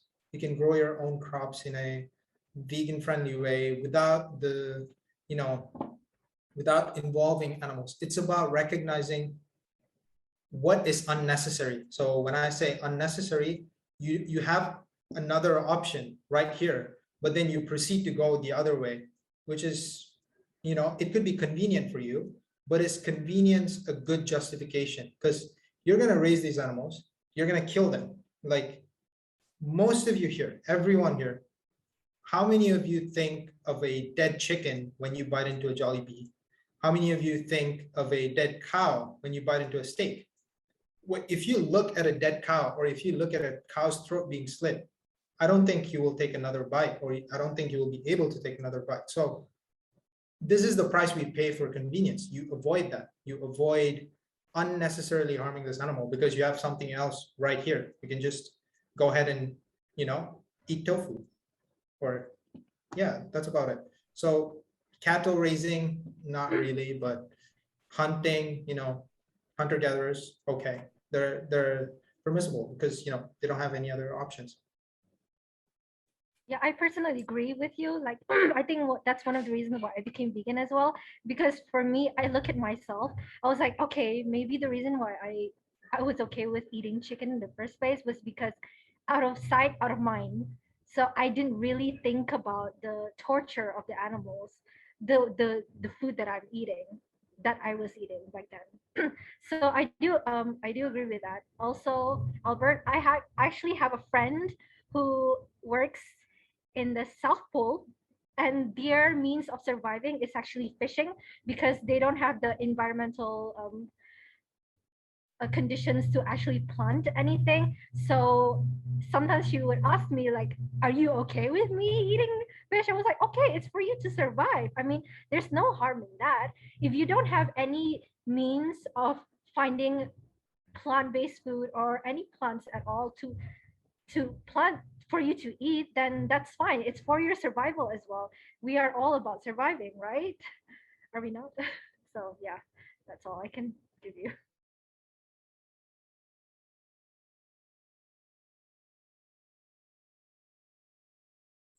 Okay, thank you everyone, especially Sid.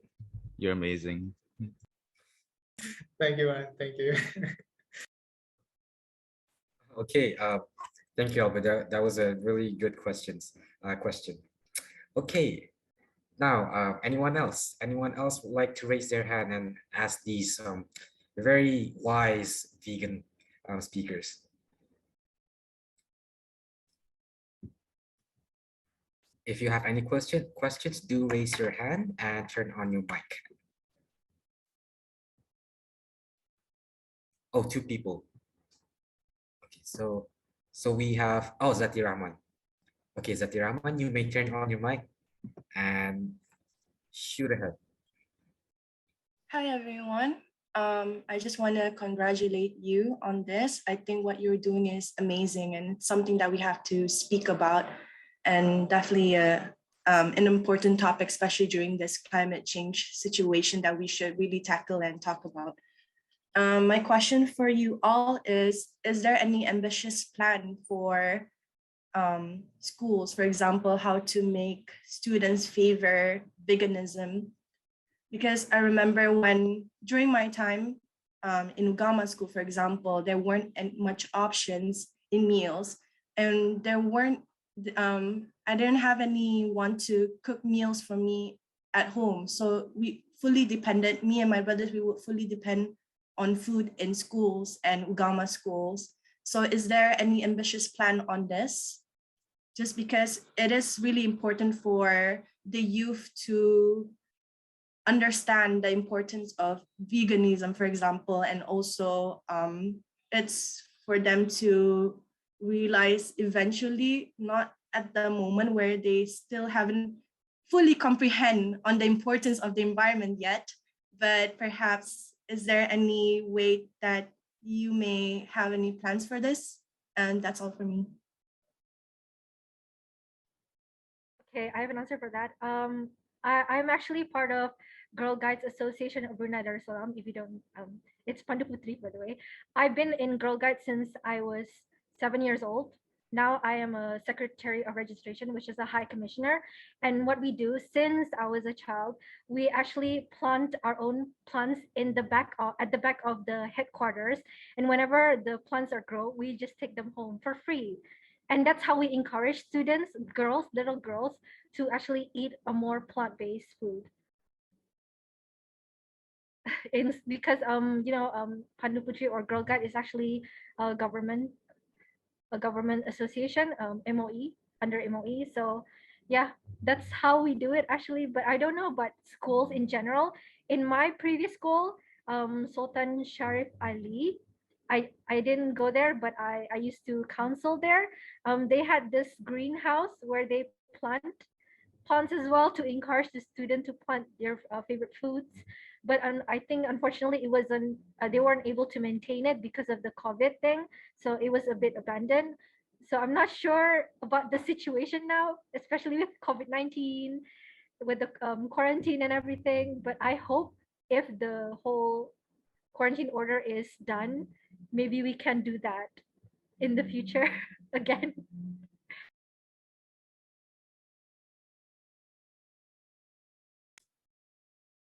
I have something to add on to that question. So one thing that you might feel like while becoming a vegan is this despair, like, this is not going to change anything, or, like this might not really change anything. I think one of the easiest things that you can do personally in order to see change, big change, is become vegan yourself. Like the ones who are expecting change on a bigger level is to become a vegan and demand more plant-based products. So it's basic economics. Demand drives supply. So if you demand more plant-based products, the supply is not going to keep on providing you not animal-based products. They're going to see that nobody's really buying animal products, so they're going to supply more plant-based products. This is around the world. As Shabil mentioned at the beginning, only 79 million people. 79 million seems like a lot. That's about 1% of the whole population, of the entire world's population. Now imagine this. 5 years ago, 10 years ago, the word vegan wasn't really there. You wouldn't know a vegan friend, or, they're just weird people. You would think they're hippies or something. But the word vegan has grown to a point where we are seeing huge changes. There's this one city in California called Berkeley. They're actually completely changing their city to vegan. Like they're going vegan in 2025, I think, completely cutting out all animal products. So, and cell-based research, there's so many impacts. Every year, veganism is just growing every single year. And that's all 1%. 1% of the entire population is causing all these changes. So imagine in Brunei, about 10%. Like how many vegans do I know in Brunei? Less than 10.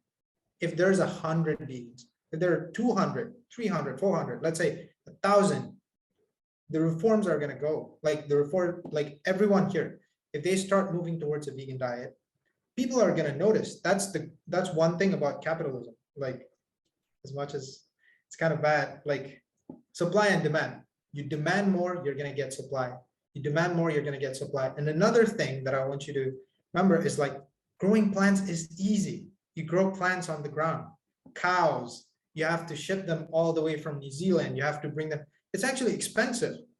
And the government subsidizes it, actually, all throughout the world. The government subsidizes meat meat products, because the cow, everything is grown, comes to Brunei. It's subsidized, but plant products are not subsidized, but they're the easiest to grow. We actually grow plants and then feed it to the animals, and then we feed antibiotics, and then they come here. So increase your demand, the supply will change. That's all I have to say. I totally agree with that. I think there was a phase where the chicken in Brunei had a problem. I think that was in 2020, I believe. And then so people weren't buying chicken and they opted for tofu instead. And I couldn't find tofu anywhere during that phase. So it was really hard for me. But I guess again, it depends on you who's gonna have to make changes yourself. I think the most hardest part being vegan is during events, especially Idul Adha, Idul Fitri, because that's where the family gathering happens, and I wouldn't say that they can't be bothered to get vegan options, but they still see it as a taboo topic and still as an expensive dishes, or they probably wouldn't know where to get. So your option is to make your own food, your own vegan option, and bring it to the gatherings and prove them wrong, prove them that vegan food isn't tasteless. Vegan food is as flavorful as the meat options that they have.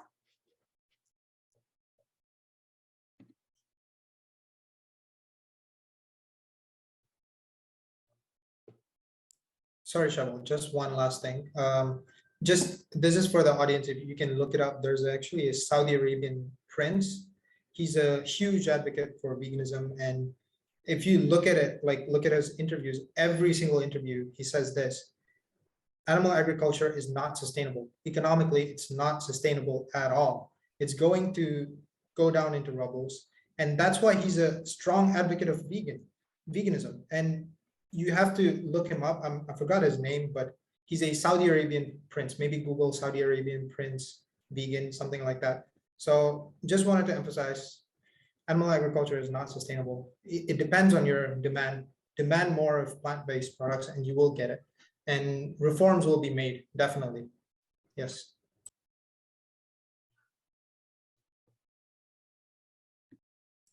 Okay, thank you guys.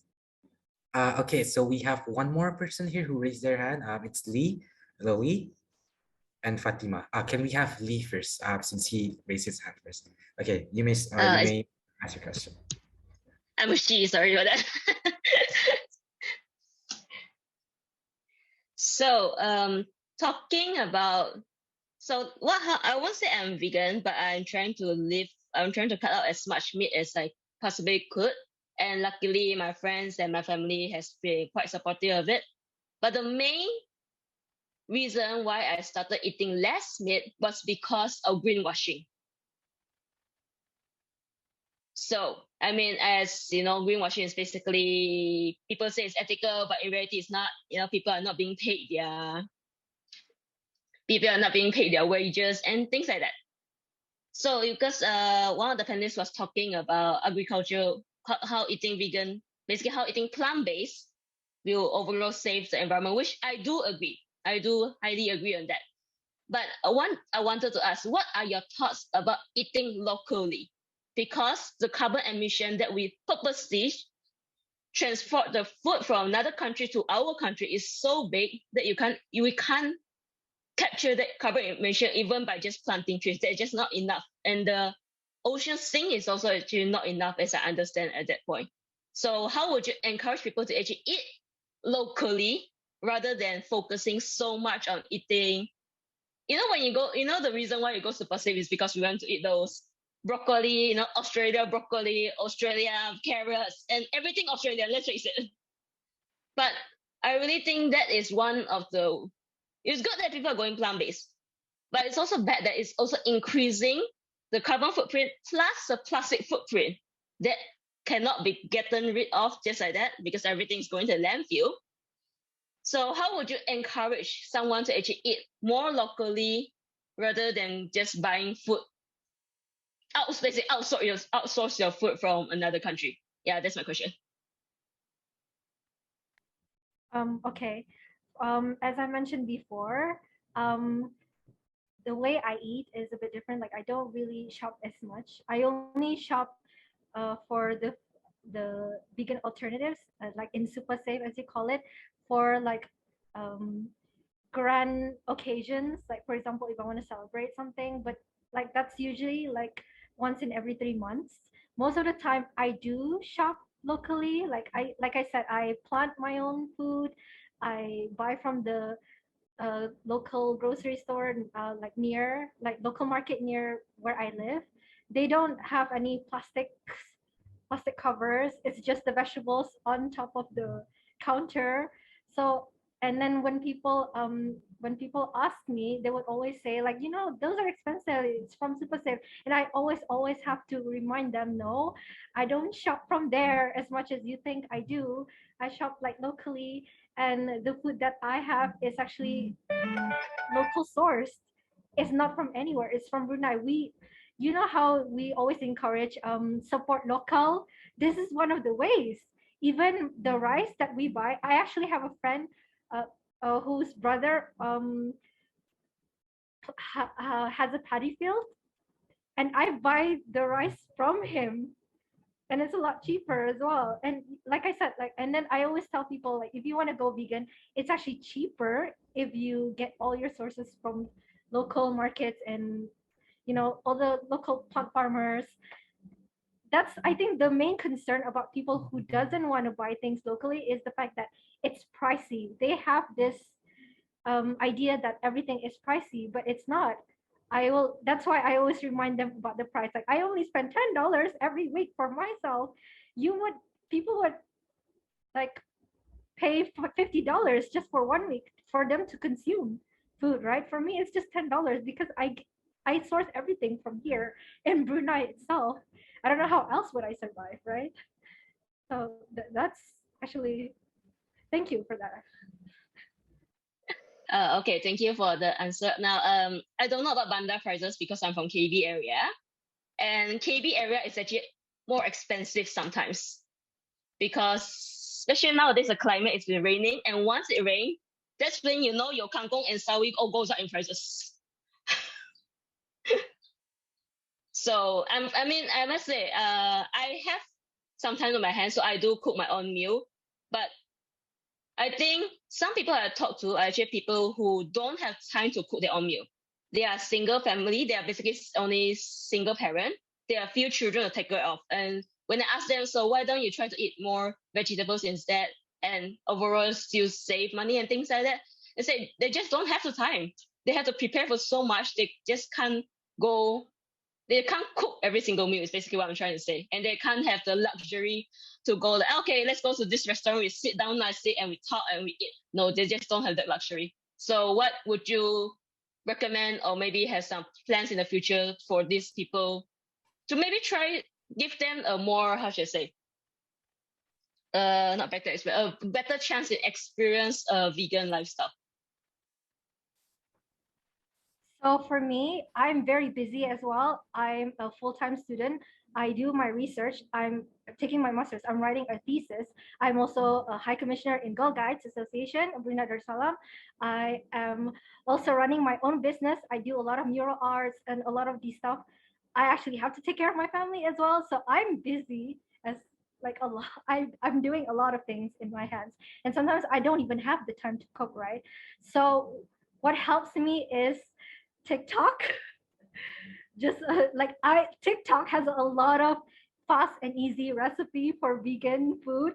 Seriously, ever since I installed TikTok, it has been my best friend.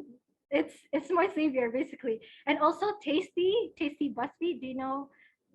Like, I have the app there, and then they would give you a lot of like free, easy, fast meals, and then I just have to prep them on a Sunday and then eat everything for the rest of the week.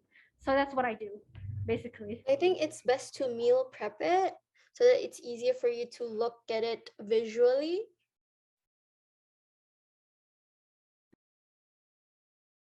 Yeah, I would agree. And just adding on to the first question you mentioned, buying locally versus, I'm assuming your concern is when we move more towards a plant-based diet, the Supase, they're going to start exporting more. I'm sorry, exporting or importing? Importing? Yeah, importing more, right? Is that your concern? Yeah, in a way, because I look at this diet as the whole thing, as a whole system itself, from how it's being manufactured to how it gets to our footsteps, food doors. Okay. Okay. So another thing you mentioned was like the wages or like the mistreatment of workers or something. So the thing about that I look a lot. The reason this may go a bit. I'm going the fast fashion a little bit. I'm sorry for this. The reason why I mentioned about wages is because I've seen a lot of documentaries that people are not paid for the work they are done because it's not ethical. Basically, it's a business. It's easy to say we want to profit the most, but let's face it, profit and ethicality is not going to go hand in hand. It's never going to be. Yeah. So okay. Some people in Brunei, as I know some of them, they are living very low wages as well, but they are doing a full 12 hours to 16-hour job sometimes, to the point I'm like, that's just not right, They are the one growing vegetables. I do know that, but they are earning so little sometimes. I'm like, maybe they have the right to, how should I say? But sometimes the prices are so competitive, especially in Bandar, the prices are very competitive. The vegetable prices, as I heard, is very competitive, insanely, to the point that if you buy 3 kg of kangkong, it's like $3. I'm like, hello, people are not getting paid. You know what I mean? Yeah, I hear you. Okay. Yeah, that's understandable. When we go through this, like there will definitely be a lot of issues along the way which we have to cater for. Like, as you mentioned, what if people are they don't have time to cook.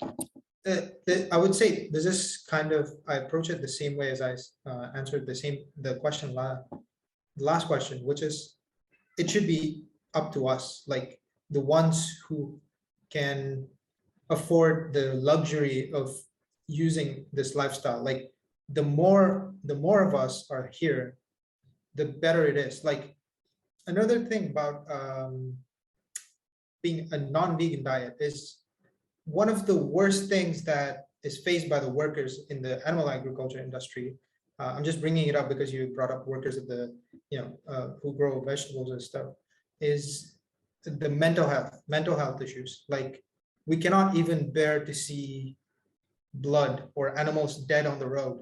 They have to kill animals for a living. They have to day in and day out come to work and slaughter animals for a living. The number of workers, slaughterhouse workers with PTSD and other mental health issues is alarming, actually. So it's I feel like we have a mammoth of the issue and we have to tackle one by one. So there are definitely going to be other issues along the way that we might have to face. But I think, yeah, we all have the same intention, right, for a better future for our only planet. So yeah, thank you for your raising your concerns.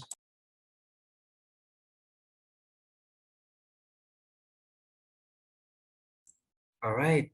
So we have 11 more minutes. Can we have one more quick question? Just a quick one, and then we need to wrap things up. And yes, Fatima, you may ask your question. Hello. Thank you, Lee. Sorry. Okay. For the Muslim speakers, well, in Brunei, we celebrate Hari Raya Korban annually. So have you experienced people such as your relatives who say to you that Muslim people eat meat, so you should too because of religion? Or basically how you guys think about Eid al-Adha? Thank you. You want to answer first, Arjuna, or should I? You can answer it first. Oh, okay. Okay. For me, I do like, okay, when I first turned vegan, I was completely alone. I had no friends because a lot of my vegan friends are not from Brunei. So a lot of people make fun of me. Like they're like, oh, look at that person. She's a plant-based person, whatever. I'm like, okay, I don't care. I'm saving the environment. I'm saving the animals, so what? And then, okay, there's this one point because I'm also in the religious realm as well, I do a lot of Islamic talks about this, and people will always question why I'm vegan when, in fact, they would mention about the korban and then the story, and I'm like, you don't have to remind me that I actually did research on this. And the truth is that even Prophet Muhammad himself, he is not fully, but he has always been on a plant-based diet. He only eats meat when on celebrations, on big occasions. If you see the list of, if you study his history, the history of his favorite foods, it's mostly plant-based. And then I even asked an ustaz about this. We had this whole talk about eating morally in Islam, and then he would mention that, even Prophet Muhammad encourages clean eating. And again, he would mention that he only eats meat when it's on big occasions, so that's no Special problem. occasion, right? Yeah. So and then my friend would be like, okay, but you don't eat meat on special occasions.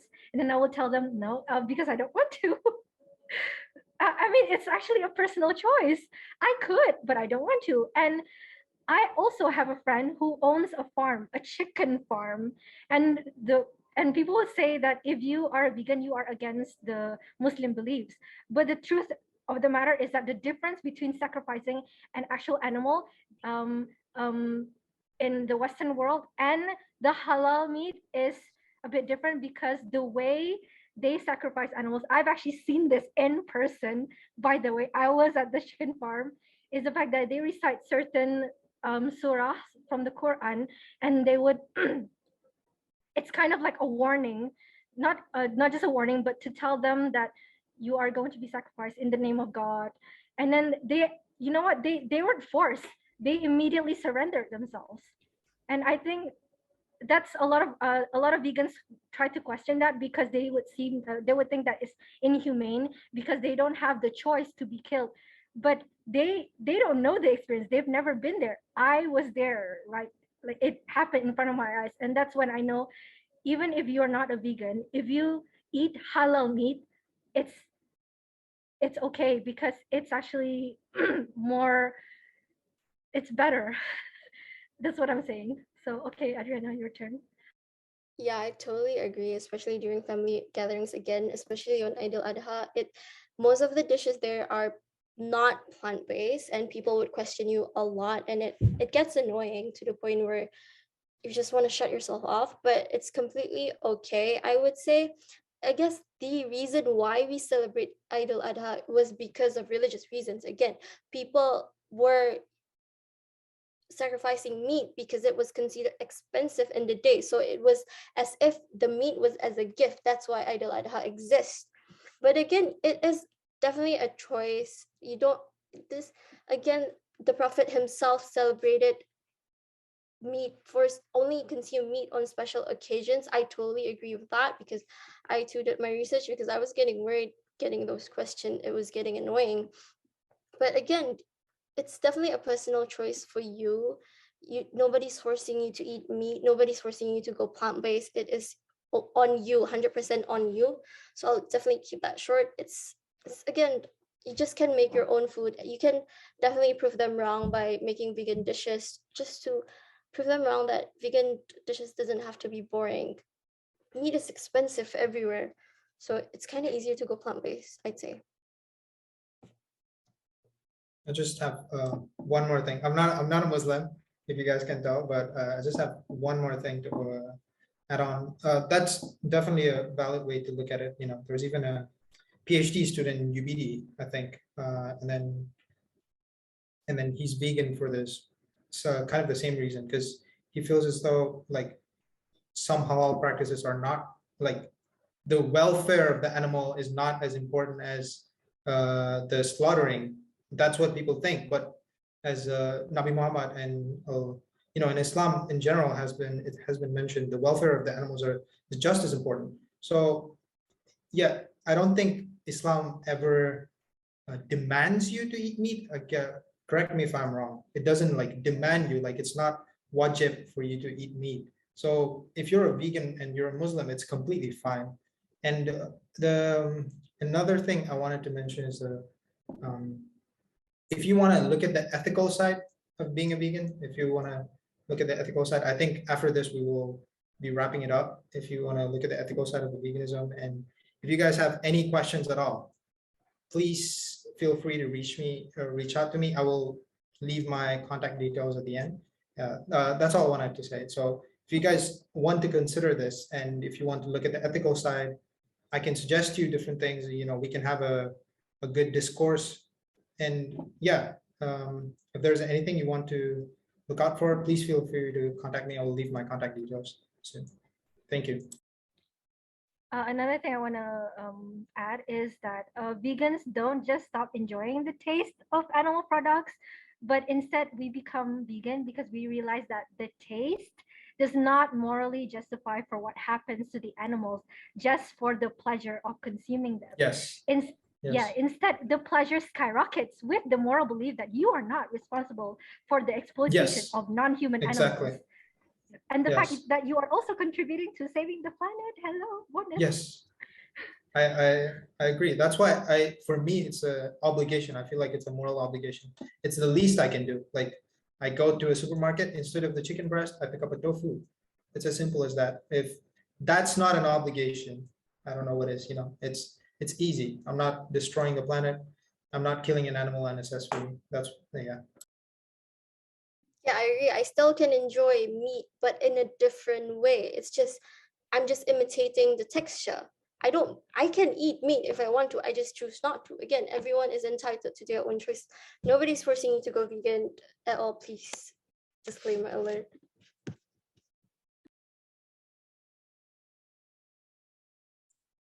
Okay, I think that is all for the Q&A session. We're actually running out of time. And before we wrap things up, I just want to say thank you to everyone, to all the participants, especially the speakers. You gave a lot of like interesting points and ideas, and I'm sure we're also grateful here, especially us, Green Brunei, for helping us making this happen. And also thank you everyone for your questions.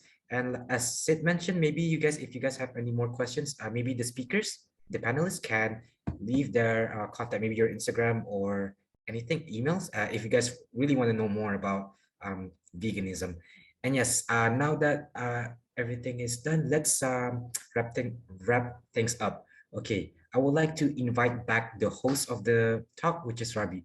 Rabi, the floor is yours. Thank you. All right, thank you so much, everyone. Thank you, Ms. Vaida, Ms. Adriana, and Mr. Sid for your insightful discussion. It was a very fruitful one. I hope that everyone here has a bit of understanding how to become a vegan.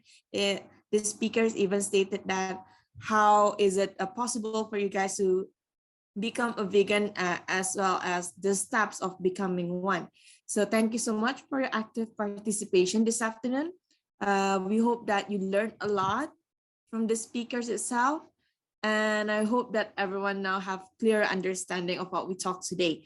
In the meantime, please do not forget to check out on your Mengalinga app here as part of the attendance.